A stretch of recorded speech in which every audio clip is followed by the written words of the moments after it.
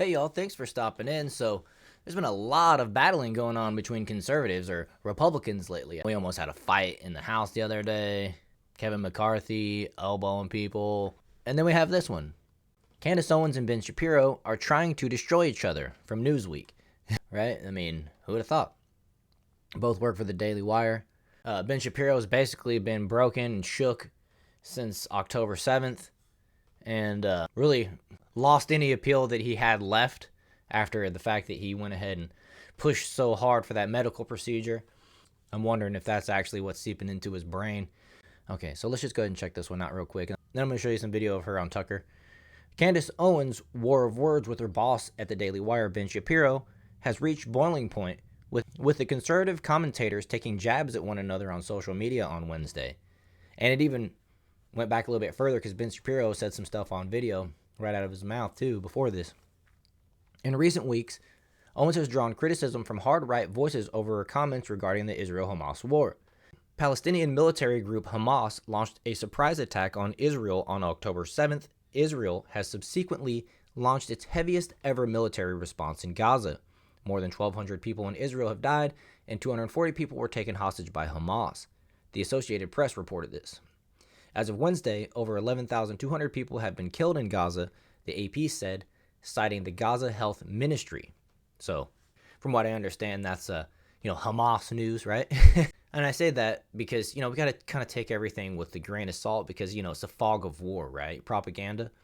Owens sparked debate after posting a message on Twitter earlier this month that she opposed genocide. The Israeli military has faced immense criticism for its response to the Hamas attacks. Those pictures are funny. Owens has disagreed with a number of other political commentators for her not expressing outright support for Israel's actions. Shapiro's comments about her drew attention when a video was shared on social media this week. The question was about Candace Owens. I think her behavior during this has been disgraceful.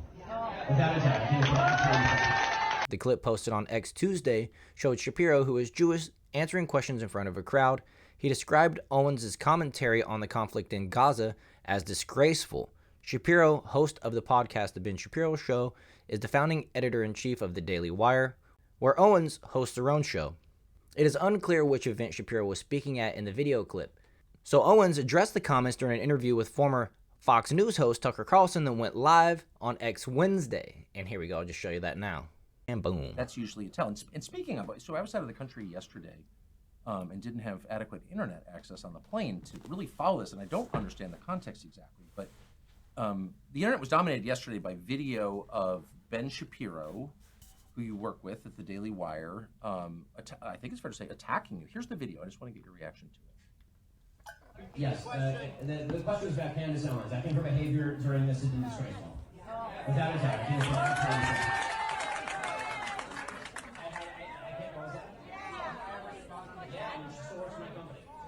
I think she's been absolutely disgraceful. I think that her faux sophistication on these particular issues has been ridiculous. It's not faux sophistication, it's ridiculous. Everybody can see the moves that she's making and the things that she's saying, and I find them disreputable. So maybe there's a point in the video where he explains what exactly you did wrong, how you were wrong. I haven't seen it. But to call somebody, quote, absolutely disgraceful, particularly a coworker, seems like a pretty big step. And I really don't know the background here. What is that about? I gotta interrupt here and say, man, I love that table. There isn't much of a background. I saw the video when everybody else saw it when I woke up. No one warned you about it. Nobody warned me about it. It looks like maybe he didn't know he was being recorded. It looks Yes. like it was some sort of a private event. I got no clarity on the issue that he was particularly speaking on, and in what was said, I can't respond to it beyond what he's saying because it's just ad hominem attacks. I don't know. Yeah, because it's not, we specifically- disagree, or Yeah.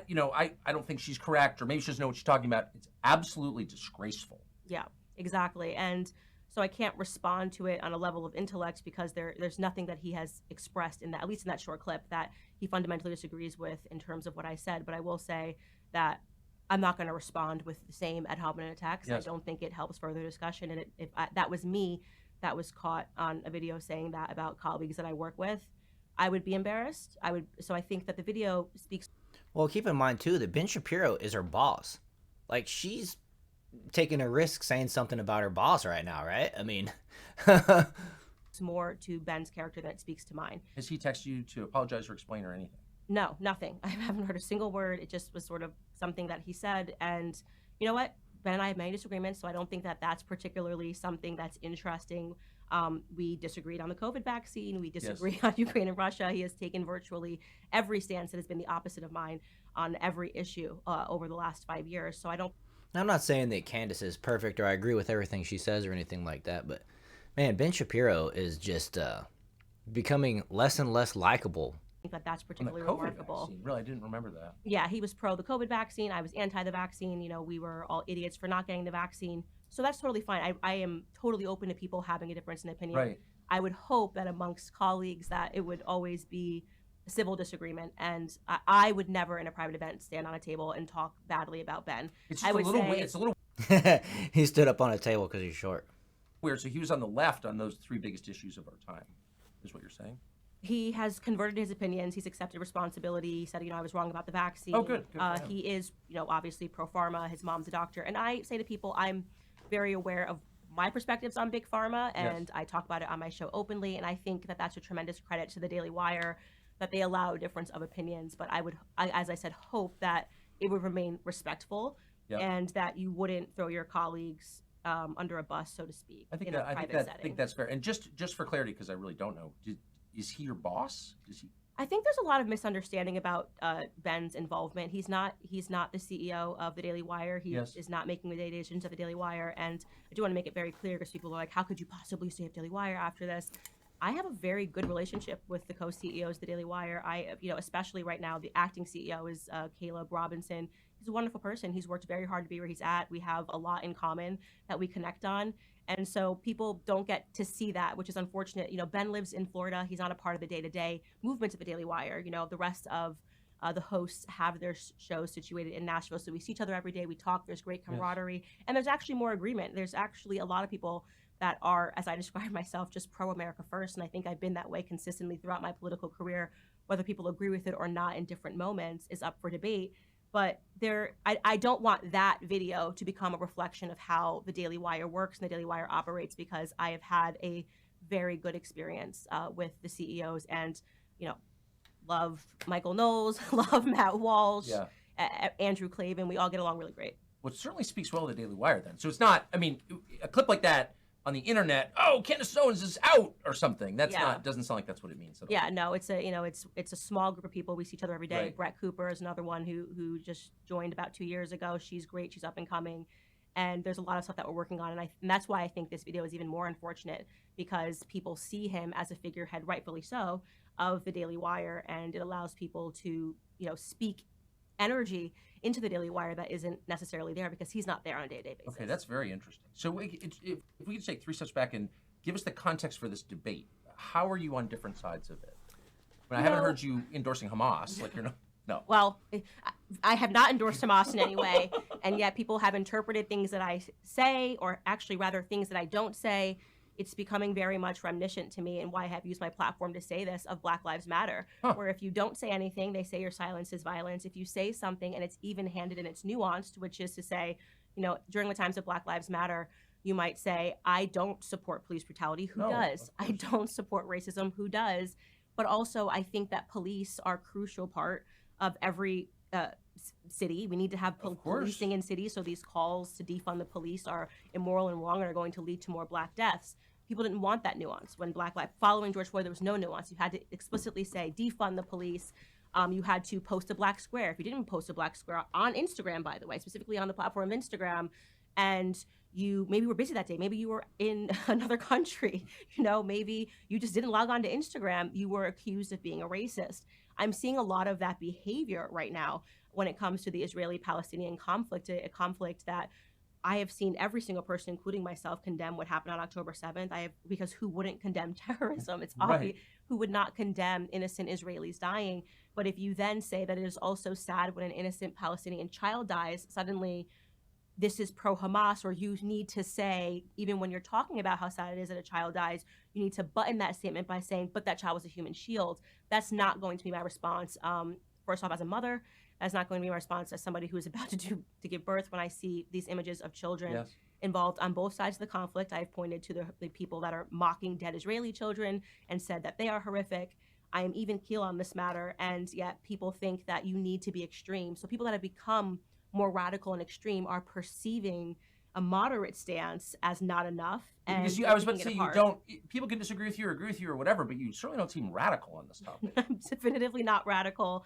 My stance has not changed in terms of whether or not America should be involved in this conflict. Whether we were talking about Afghanistan, my comments have been clear. They've been documented for years. Whether we are talking about Ukraine and Russia, my comments have been clear and they have been documented. I mean, you can go back to me even talking about NATO expansion before things erupted between Russia and Ukraine, Yes. and having a meaningful discussion about how much expansion is too much expansion. How would we feel if we had troops on our border? These are things that should be allowed in an academic discussion. You should be able to sit on stage and should be able to debate these ideas without using ad hominem attacks to say that you're a pro-Putin puppet or you're pro-terrorism. Even in the aftermath of 9/11, something that we all remember as part of my childhood. I think I was in 7th grade at the time, and I'm born in the New York City area, so this was a very big deal. If a person the day after 9/11 wanted to debate the Patriot Act, it's not fair to call them terrorist sympathizers. No. Actually, they would have been proven right in the long run. That act, we gave up a lot of our freedoms, and I think there was only one congressman, a Republican, that was against Good point. the Patriot Act at that time. So it's important, actually, when you start making decisions in a highly emotional time, that people sit down and have these academic debates. I remember the warnings, and the general consensus was Americans were for the Patriot Act going forward. What a mistake. And there are people that are saying, no, it doesn't matter because people are dead, that you need to just choose a side, and that needs to be it. It needs to become tribal. There's also I'm going to go ahead and wrap that portion up there.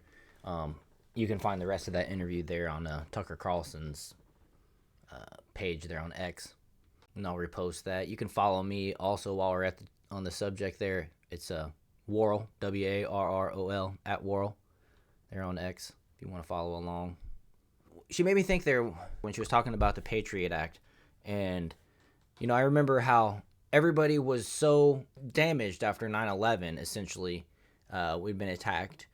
Seemed like the first time and the last time in my lifetime where 99% of Americans actually agreed on something. Another thing that Americans need to be agreeing on, whether you're left, right, Democrat, independent, Republican, whatever, is America first. If we all can agree that American government needs to be taking care of America's needs and security before they take care of the rest of the world's, and hold those government leaders accountable to that position, we would all be in much better situations today than we are. And the fact that there's so many Americans that can't agree with the America First concept shows that there's too many people moving here, in my opinion, and not assimilating. I fear that, we've had this pending cold civil war going on between the left and the right, and the black and the white, and the gay and the straights. But now there's this new factor of, are you pro-Palestinian or are you pro-Israel? And you got to be one or the other pretty much. And if you're saying America first, you're some type of ist, right? And so what I'm trying to say is America is at a fragile breaking point, and it's partially due to people moving here and not assimilating to American culture. My prescription for all this would be America first. If people could all agree on that, we could secure the borders. We could focus on fixing Social Security before I retire. We could take care of more of our homeless veterans and homeless in general. We can focus on getting the streets cleaned up. Do some of that type of stuff first. Get our room looking nice and clean, and then we can go worry about the rest of the house and everybody else's house, right? I mean, America's bedroom is pretty messy right now, so let's clean that up before we go and spend a bunch of money cleaning up the neighbors' houses and stuff like that, right? I mean, pretty simple concept in my opinion, but it's lost on half the country at least, and that's a sad thing. But anyways, guys, I hope you enjoyed this video. I hope you agree with me, and if you do, hit that like button, subscribe to the channel, and I'll see you guys in the next one.